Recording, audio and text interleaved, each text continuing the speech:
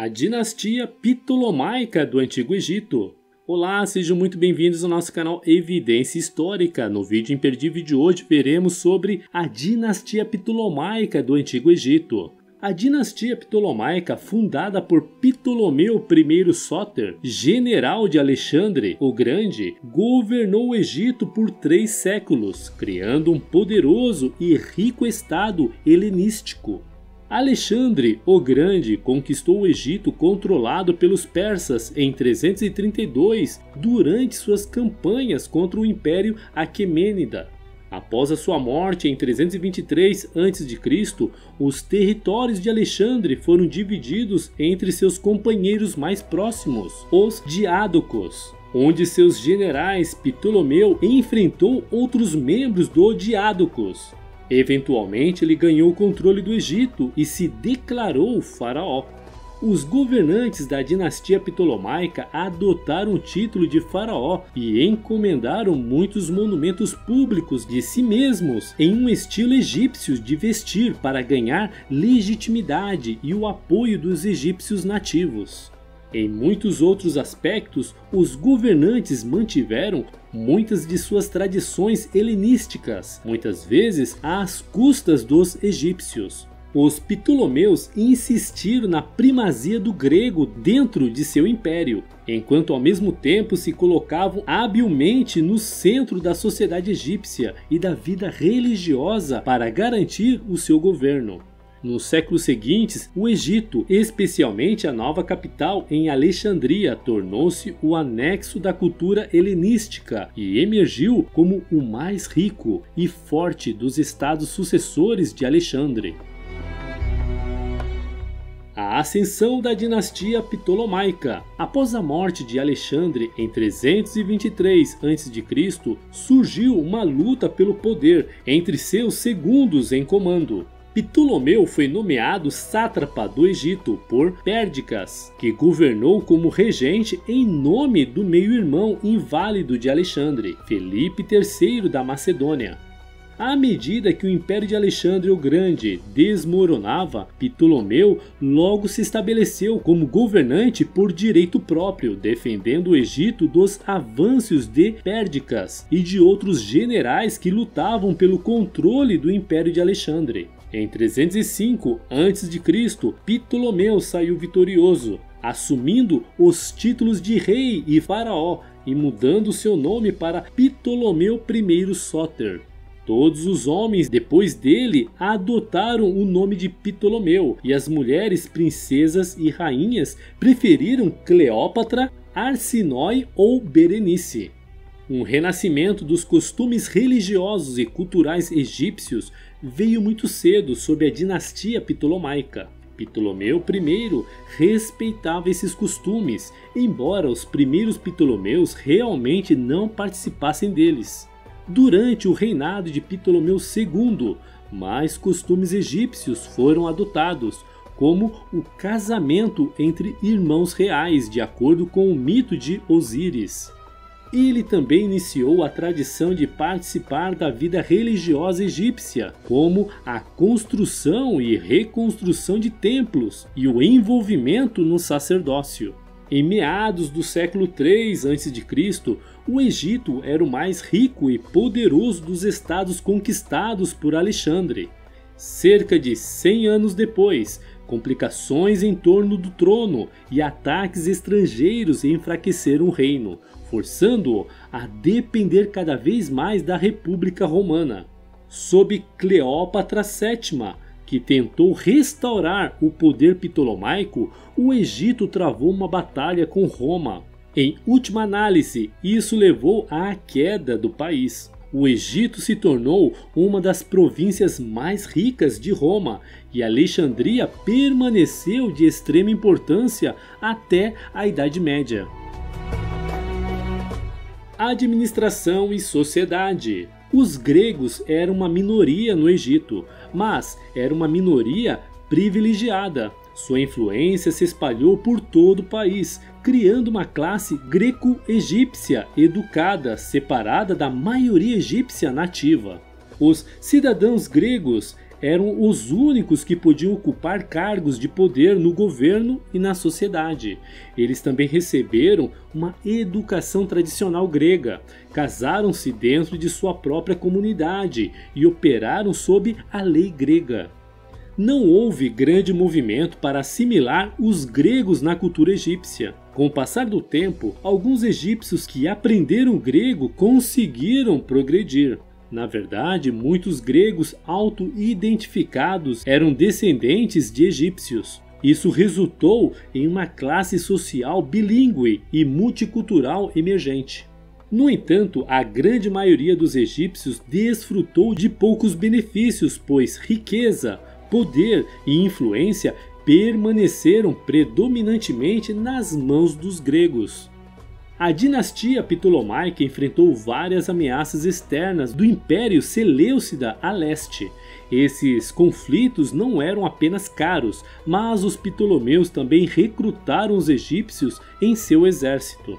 Existir como cidadãos de segunda classe em seu próprio país, ser convocado à força para lutar nas guerras de outras pessoas e financiar essas batalhas com impostos mais altos, obviamente, não agradou aos egípcios e causou descontentamento que, ocasionalmente, irrompeu em revoltas contra os poderes constituídos. O nacionalismo egípcio atingiu seu pico durante o reino de Ptolomeu IV Filopator, de 221 a 205 a.C., quando um autoproclamado faraó nativo, o Gru-Nafor, ganhou controle sobre um nomo e governou lá por vários anos até sua morte em 199 a.C. Seu filho, Anki-Nuenefer, assumiu o lugar de seu pai e continuou governando até ser subjugado por Ptolomeu V Epifânio por volta de 186 a.C. Claro, as queixas dos egípcios nunca foram resolvidas e se tornaram a base para futuras revoltas sob a dinastia Ptolomaica. A religião Ptolomaica.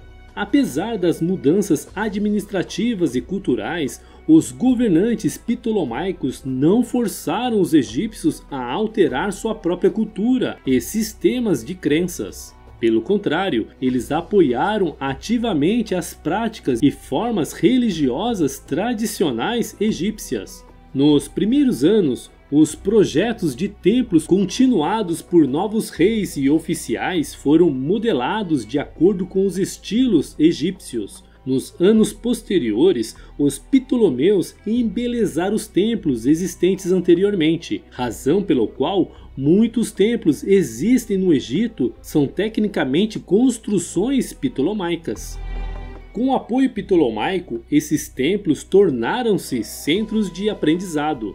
Vemos evidências do crescimento de cultos a Osíris, Ísis e Horus. Estátuas de templos, oferendas de múmias de animais, criação de relevos e bustos e celebração pública de festivais. Como é esperado quando duas culturas colidem, os Ptolomeus introduziram algumas de suas próprias práticas de adoração no Egito.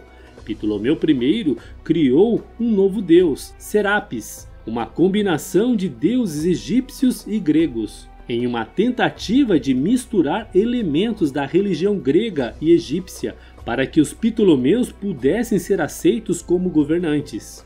Para alcançar esse objetivo, os Ptolomeus também adotaram a tradição de se declararem deuses vivos. As rainhas da dinastia Ptolomaica também receberam elogios e atenção. A rainha e faraó Arsinoe II, esposa de Ptolomeu II, era frequentemente representada na forma da deusa grega Afrodite, mas ela usava a coroa do Baixo Egito. O visual foi completado com chifres de carneiro, penas de avestruz e outros marcadores tradicionalmente egípcios de realeza e deificação. Cleópatra VII, a última da linhagem ptolomaica, era frequentemente mostrada com as características de Ísis, incluindo um pequeno trono ou um disco solar entre os dois chifres como toucado. As mulheres ptolomaicas eram bastante ativas na esfera religiosa, indicando que tinham acesso a algum tipo de educação, pois eram obrigadas a ler música e textos. Dito isso, foram principalmente as mulheres de classe alta que receberam a melhor e mais holística educação. Algumas exceções vieram de comerciantes que ensinavam às filhas habilidades como pintura, escrita, ciências e matemática. As rainhas geralmente detinham quase tanto poder quanto os reis, e às vezes seus poderes eram iguais. A dinastia ptolomaica restabeleceu a prática egípcia de casar irmãos, e reis e rainhas governaram juntos. Na verdade, Ptolomeu II e Arsinoe II foram designados como faraós e tinham considerável poder sobre o império. A arte e cultura.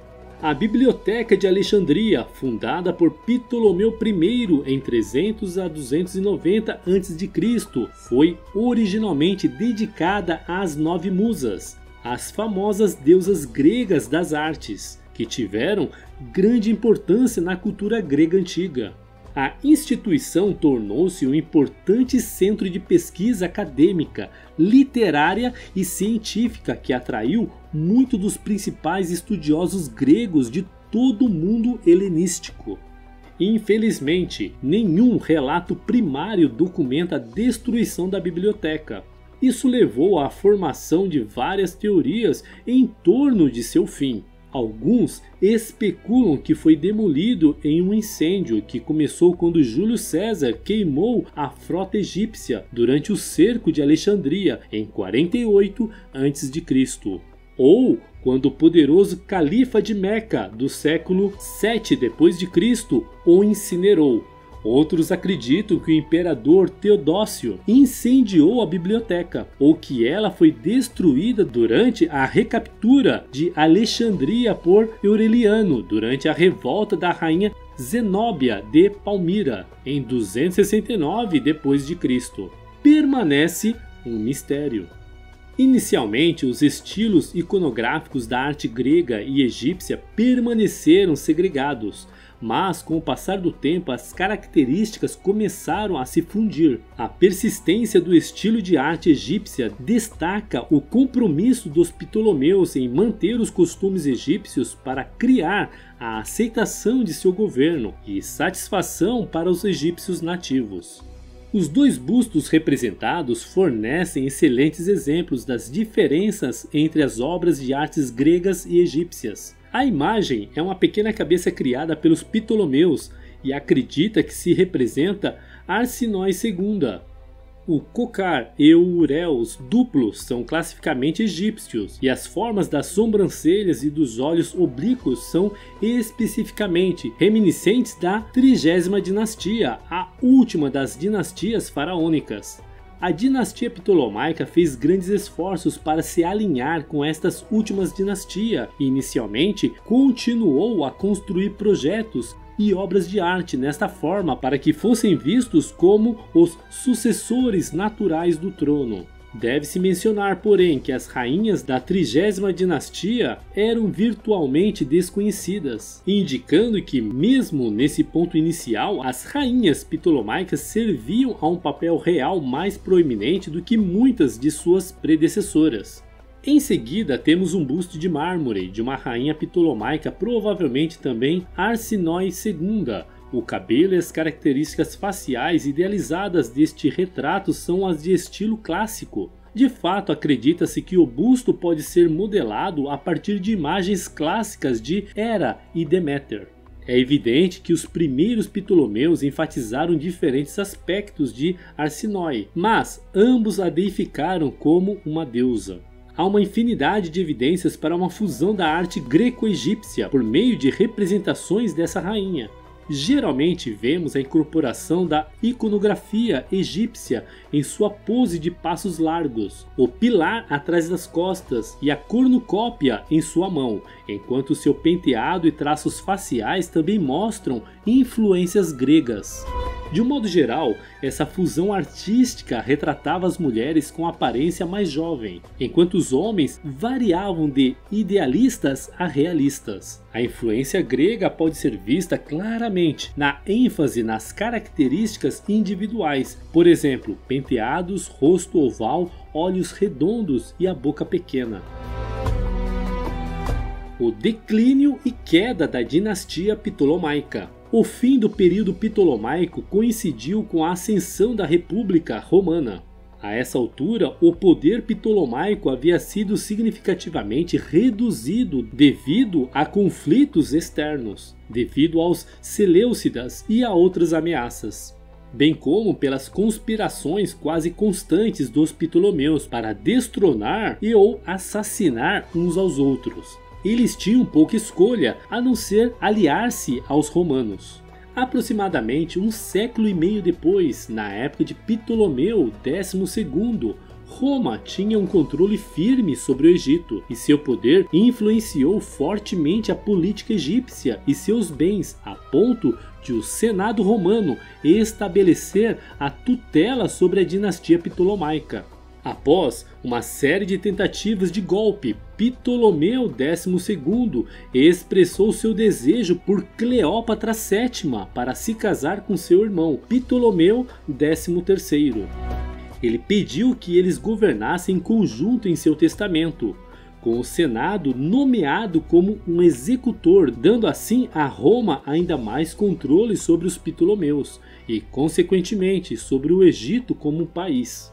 Após a morte de Ptolomeu XII, Cleópatra VII e Ptolomeu XIII ascenderam ao trono e se casaram. No entanto, Cleópatra foi destituída de seu poder pouco tempo depois, fazendo com que ela fugisse para o exílio. Lá, ela começaria a planejar seu próprio golpe com o apoio de ninguém menos que o próprio Júlio César. Júlio César veio a Alexandria em 48 a.C. para ajudar a acabar com a guerra de inspiração nacionalista no Egito. Como o país era o principal fornecedor de grãos e outros bens de Roma, uma guerra com o Egito teria causado sérios danos a Roma e seus cidadãos. Cleópatra foi contrabandeada para ele em segredo e ele concordou em apoiar sua reivindicação ao trono. Ptolomeu XIII e seus conselheiros fugiram do palácio e viraram os guardas contra sua irmã, forçando-a a se barricar dentro das paredes do palácio até que os reforços romanos pudessem chegar. Cleópatra então se casou com seu irmão mais novo, Ptolomeu XIV, e logo depois recebeu o título de faraó. Ela e César se tornaram amantes e tiveram um filho chamado Cesário. É claro que César foi assassinado em 44 a.C. e Roma ficou dividida entre os que apoiavam Marco Antônio e os que apoiavam Otaviano. Cleópatra escolheu Marco Antônio e eventualmente ele também se tornou seu amante, e eles se casaram em 32 a.C. e tiveram 3 filhos. Infelizmente para eles, esse casamento nunca foi oficialmente reconhecido em Roma, pois Marco Antônio já era casado com Otávia Menor, que não era outra senão a irmã de Otaviano. Como você provavelmente pode imaginar, isso não agradou a Otaviano. Roma nunca foi conhecida por seu tratamento igualitário às mulheres, que eram literalmente categorizadas como cidadãs de segunda classe. Então, quando os líderes romanos acusaram Cleópatra de seduzir Marco Antônio para promover sua conquista de Roma, o apoio aos dois caiu drasticamente. Aproveitando a queda da opinião pública, Otaviano declarou guerra a seus oponentes e em 31 a.C. os derrotou na Batalha de Actium. Otaviano esperou um ano antes de reivindicar o Egito como uma província romana e então marchou para Alexandria para confrontar Antônio e Cleópatra. Antônio sabia que seria executado, então optou por tirar a própria vida, caindo sobre a espada. Cleópatra sabia que seria levada a Roma para desfilar pelas ruas para simbolizar a vitória de Otaviano, então ela também escolheu acabar com sua vida em 12 de agosto do ano 30 a.C. A maioria de nós já ouviu a famosa história de Cleópatra morrendo por meio de uma picada de uma cobra venenosa, mas não há realmente uma maneira de provar ou refutar a esse conto sem mais evidências. Após a morte de Cleópatra, Otaviano ordenou a execução de seu filho adolescente e herdeiro, Cesário. Ele foi interceptado durante a fuga e morto por soldados romanos. Com a morte de Cleópatra e Cesário, a dinastia Ptolomaica e o Egito faraônico chegaram ao fim. Alexandria permaneceu como a capital da nação, mas o Egito foi anexado a Roma e Otaviano tornou-se o único governante de Roma, mudando seu nome para César Augusto. Isso deu início ao processo de transformar Roma em uma monarquia, o Império Romano. E aí, o que você achou do vídeo de hoje? Você já conhecia algum desses fatos da dinastia Ptolomaica? O que mais te impressionou? Comente com a gente sua opinião sobre esse assunto, pois adoraríamos ler e responder seus comentários abaixo. Se você gostou desse vídeo e ainda não se inscreveu em nosso canal, se inscreva e clica no sininho para não perder nenhum vídeo intrigante que postamos todas as semanas. Se você quer aproveitar e aprender um pouquinho mais, não deixe de clicar em um desses vídeos que estamos sugerindo para você. Até o próximo vídeo!